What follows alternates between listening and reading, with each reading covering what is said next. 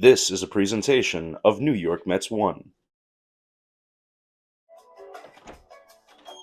What is that?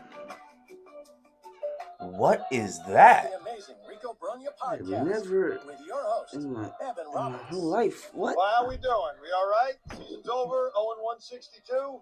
A terrible start to the New York Mets season as they lose to the Houston Astros 3-1. And I think What? made You guys this cannot loss be serious. sting, what Ooh, makes it Rico Brogna. So, how we doing, everybody? That first series was not necessarily what we wanted it to be. And let's talk about it.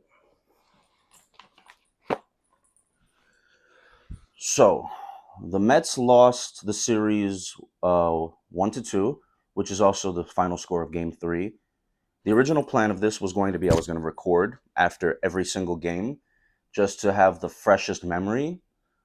However, with the way Game 1 went, I found most of my footage looking kind of like this. Did you see how Soto swung? It's like he didn't even care. None of them care. So I figured, why not try to do it after every series? If we can. If there's no day off in between two series and they just play 6 days straight, then we'll do one after those two series. If we can, try to get a video out on every day off. And if that's not possible, then we're going to just try to focus on doing one for every series. From this Houston Astros series to the Miami Marlins series, which is coming up next tomorrow. Today is Sunday, the 30th, and I believe Monday the 31st is the Marlins game. They're going to be out in Miami for that, so we'll keep you covered with all that information. So how do you guys want to do this right now? And you can leave a comment down below if there's a specific type of format that you want me to do. So right now I'm 50-50.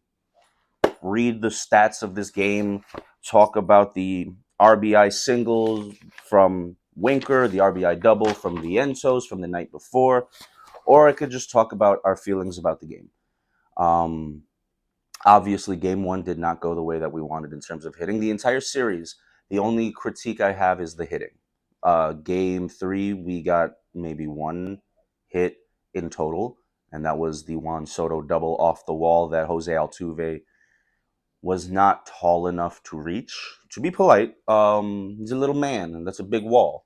So he struggled, and that's fine. He's brand new to that position. I'll take a double off the wall any day, except when it's our only hit of the game. But let's not be downers. I know it's really easy to be downers. And actually, in this situation, to be completely honest with you, the pessimists make a little bit of sense, but you're not an optimist in this situation if you're a realist, if that makes sense.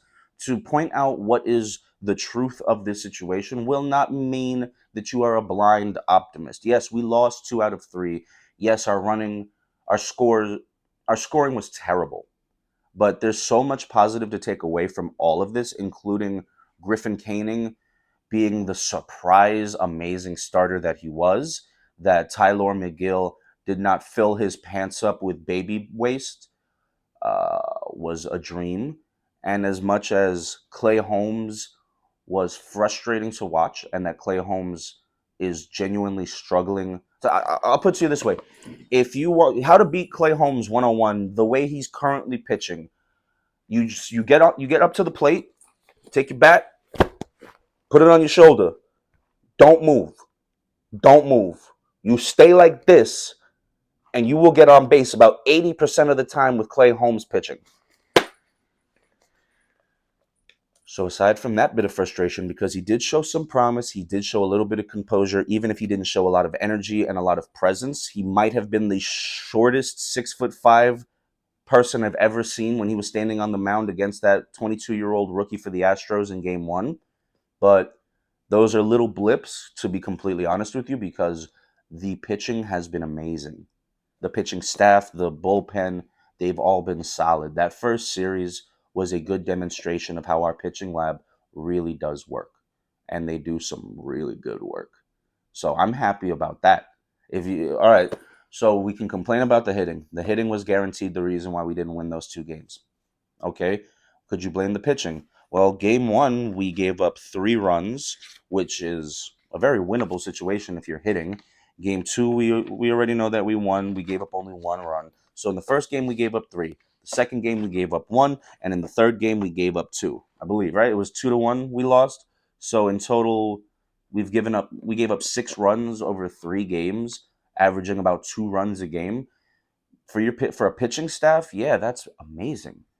If Lindor could get a hit with a runner in scoring position, if Alonso didn't first pitch swing at a ball after Soto just walked beautifully, if we had more discipline at the plate, we would have won those games. We'd be 3-0. You guys got to realize that.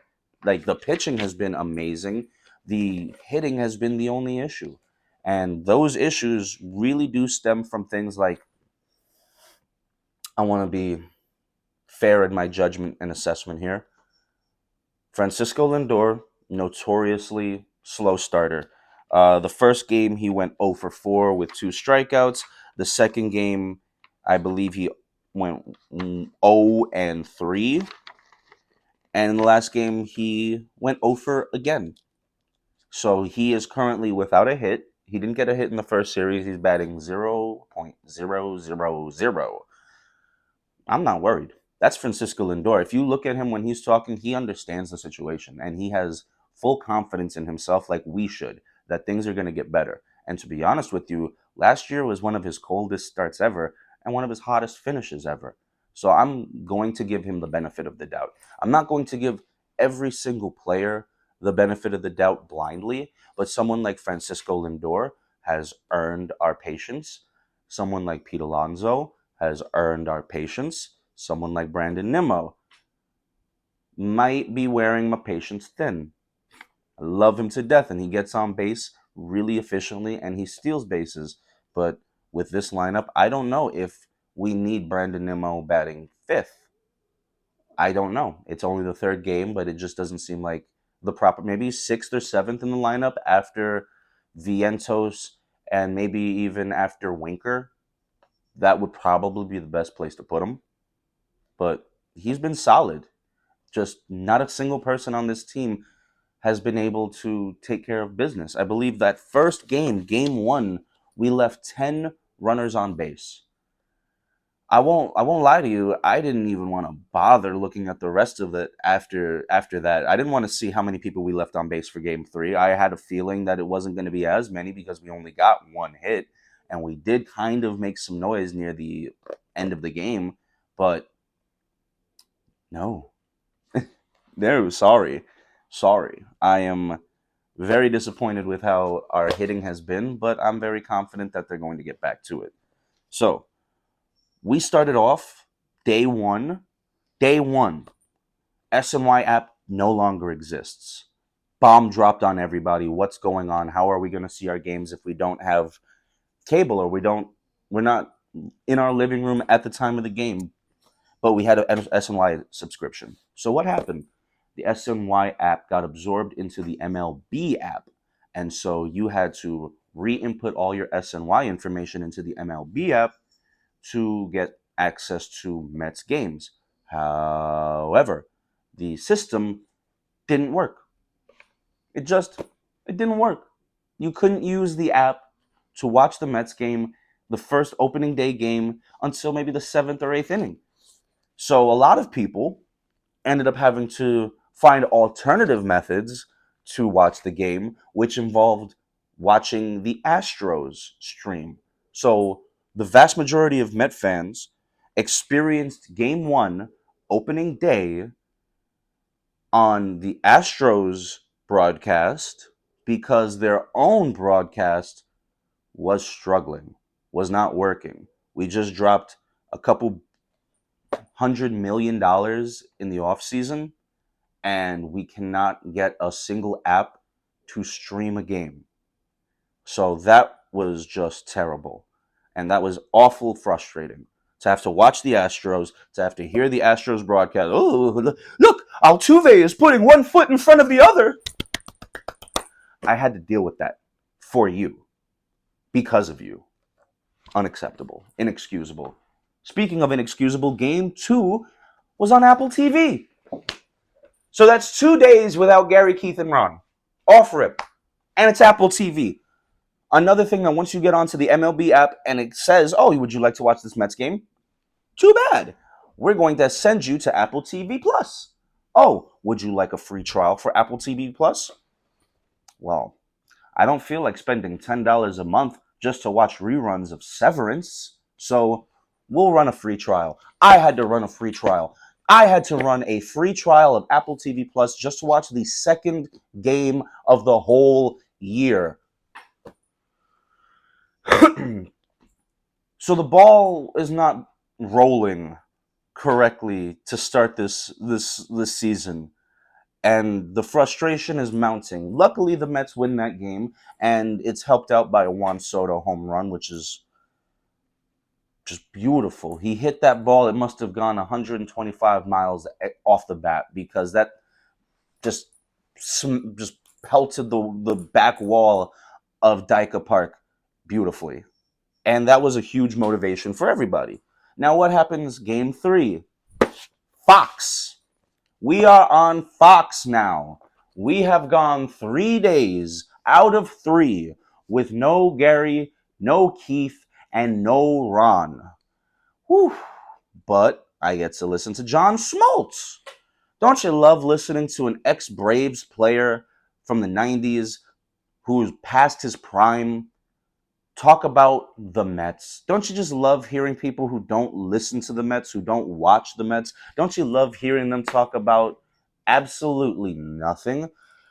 How many times do I need to be reminded that Juan Soto is getting paid $765 million?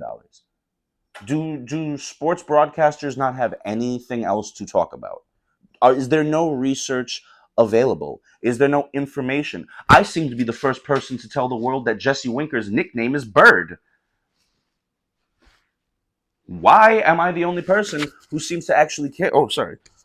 Everybody else just wants to keep rehashing the same things. Oh, how much did you pay Grimace? Huh? Was Grimace 800 million? Was he?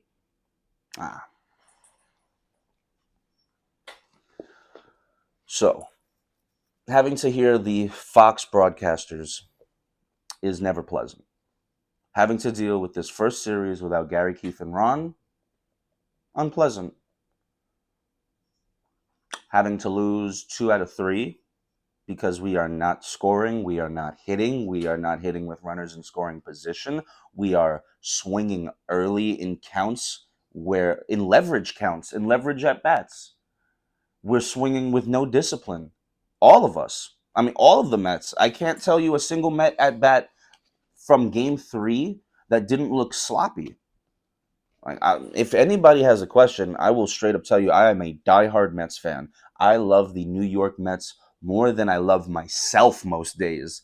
But that will not stop me from being critically honest, which was players like Jesse Winker and Pete Alonso and Francisco Lindor were not plate disciplined, do not have their plate discipline yet. Because Jesse Winker was swinging at every high fastball that came his way. I don't know how many times Jesse popped out. And they were all pop outs to the shortstop. That just can't happen. So, it's 3 games into the series. If you really want to complain about something, the only thing that we can complain about, and I've said this 3, 4, 5, 6, 7, 8, 9, 10 times already, is the hitting. That's it. There's no reason to call it quits yet. I understand that we all want to run and hide to the safest place available because this disappointment and frustration at the beginning of the season is just unbelievable. But everything's going to get better.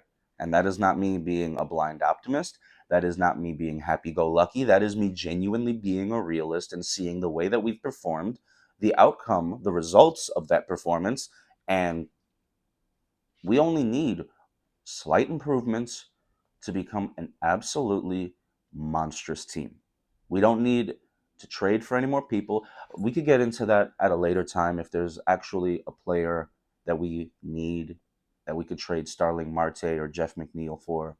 We could get into that when that time is appropriate.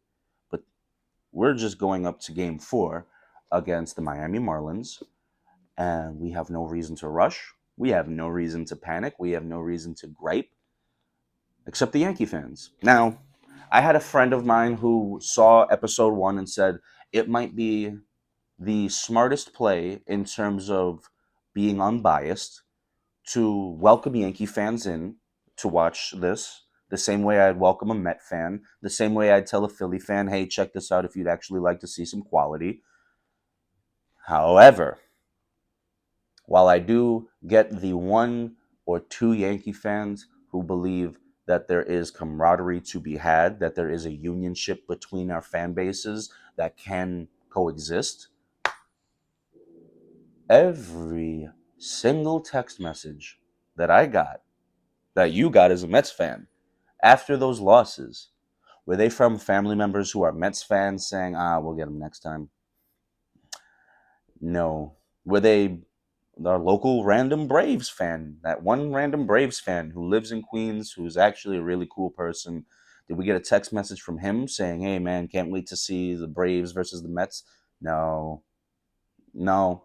I'm pretty sure after game 1, and even during game 3, Met fan phones were exploding with text messages from the same type of person. That Yankee fan. That Yankee fan. The one who sees all the celebration before him and feels nothing. The one who sees all the rewards, all the prizes, all the accolades, and is absolutely empty inside. Well, I mean, to be completely honest, most of those championships were won before most Yankee fans even existed, but they wear that as if it was their championship belt. So I'm not really surprised that when they find their own success, it doesn't equate to the same level of euphoria for them as seeing the Mets struggle. So I will welcome every single Yankee fan who wants to be here. You're welcome to be here. I won't denigrate the Yankees as much as I would really love to, because the Yankee players themselves are fine, fantastic people. I'm genuinely a Jazz Chisholm fan. But we Met fans know that the most unbearable thing about the Yankee organization is both at the very, very top with the Steinbrenner and at the very, very bottom with the fans. So this is me saying I will happily welcome any Yankee fan who wants to be here to leave comments and critiques. Maybe you want me to cover Garrett Cole and his slow recovery. I'm down. I'm interested. But I will express the frustration that many Yankee fans had where we can't even focus, or many Met fans had, excuse me, where we can't even focus on our own game because we have to deal with our phone vibrating, sending us memes of Grimace starving with no hamburgers in the desert. That was really foul. And whichever one of you sent me that meme, karma's gonna get you. You hurt my feelings. All right. So looking at all of the stats, was there anything of note that I wanted to talk about that was like huge? Like, what was the moment of game 1? The MLB ballpark app not working at all.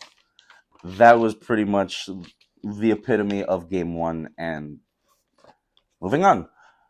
What was the moment of game 2? Rob Drake, the home plate umpire, stole the show. He stole the show from Vientos, who had an RBI double. If you get a chance to go on YouTube and see Mark Vientos' celebration after he hit that double, I don't know how to put a clip into my videos yet, but if you just type in Vientos celebration after hitting double and see the Astros game that just happened yesterday, or game 2 against the Astros, yeah, Vientos is a fan favorite, and I would run through a brick wall for that man. So for game 2, the most notable thing other than Vientos' emoting was Rob Drake, the home plate umpire, who was completely inconsistent. His strike zone was all over the place, and by that I mean his outside strike zone. So if you're a righty and he's throwing the ball to the outside left half of the plate, he's not going to call that a strike. If it's a strike, he's not calling it a strike. If it's a ball, he's calling it a strike. He was completely inconsistent. If this was the strike zone, and right here was the outside part of the plate for the hitter, every single time it was a strike right here, he'd call it a ball, and every time it was a ball right here, he called it a strike. Every single time, top outside left part of the corner, called it a strike, even if it was a ball. Then by the seventh inning, he completely inversed, and everything that was once a ball is now a strike, and everything that was once a strike, he was just Rob Drake. The home plate umpire was definitely so bad, I had to write his name down and keep notes of everything that he was doing. His third inning strike call against Juan Soto. In the third inning, again, this is the strike zone. This is where Juan Soto is batting. I'm sorry, Mr. Microphone. This is where Juan Soto is batting. This is where the ball went. And this was called a strike by Rob Drake, by home plate umpire Rob Drake. The very next pitch was also just as high, but Soto cracked that one to the moon. So I guess thank you, Rob Drake, for infuriating Juan Soto. I didn't even write down the name of the third game's umpire, but he was just as bad. He called everything under the knee was a strike in the third game. Every single thing. So our players had no choice but to swing at pitches in the dirt because anything near the dirt was called a strike.